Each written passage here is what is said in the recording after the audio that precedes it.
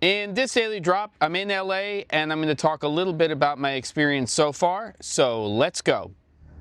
All right, everybody, got some lens flares here and I am in an adjacent parking lot to the hotel I'm staying at, which is literally, and you might even hear it, across the street from Burbank Airport.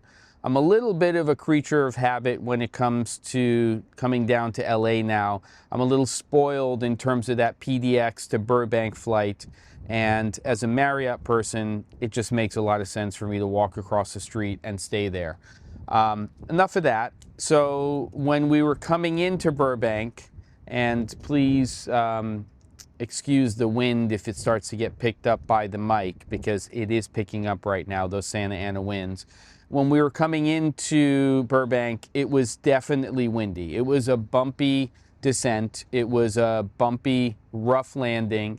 But then when I got off the airplane here, the sun was shining. I couldn't smell any smoke. That was not the case a couple of days ago here. And I walked across to the hotel. No sign visibly in the sky here of any fires at all. But after I checked in, I noticed that there were a number of firefighters that were checking into the hotel. And this adjacent parking lot is where many of their vehicles are. Looks like the ones that are here are from San Jose, from Santa Clara, Cupertino area, so up in Silicon Valley. And I'm sure that they are relief firefighters or, you know, extra firefighters who are coming down here to help fight these fires. And then over here, where is it? The pointing here, there we go.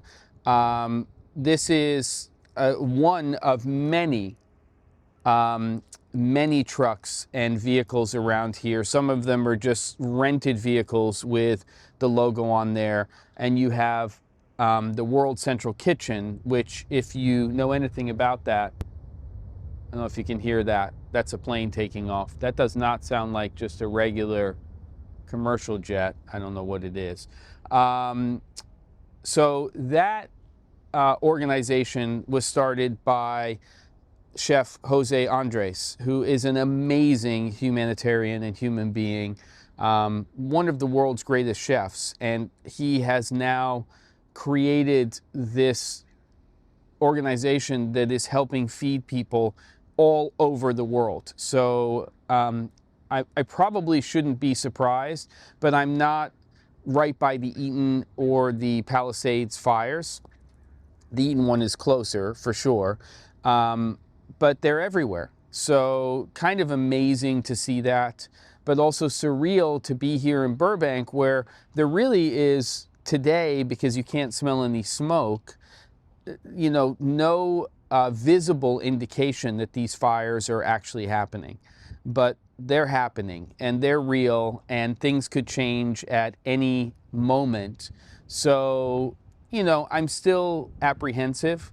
Luckily, the location for our actual production, which was a stone's throw from one of the other fires called the Hearst fire, that fire is now 100% contained. So less of a worry regarding that. But in the forecast is the fact, maybe it is just a regular jet. You can probably hear that.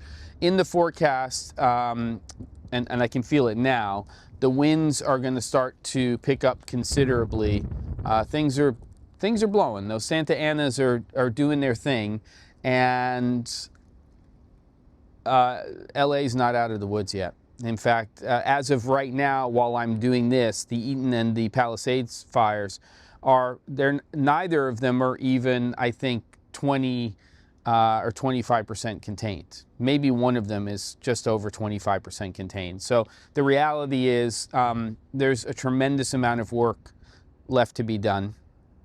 And you've got amazing people like the LA County firefighters, people coming in from other parts of California, from Oregon, from Washington State, from Mexico to help fight these fires. And it's just a very bizarre type of situation to be in, because it just seems like, I mean, it seems like business is normal, but it's not. And yeah, so there you go. That's my report from the ground. I'm going to get back to that hotel over there and get ready for production tomorrow. And that's what I got for you. Don't forget to, and I'll see you on the next episode of The Daily Drop.